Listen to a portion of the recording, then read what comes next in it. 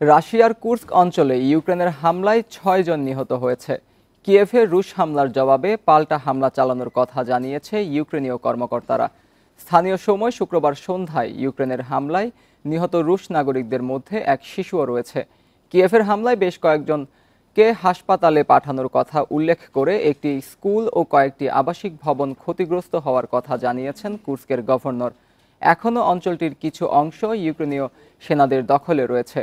এর আগে কিয়েভে রুশ সেনাদের ক্ষেপণাস্ত্র হামলায় ১ জন নিহত ও ৯ জন আহত হয়।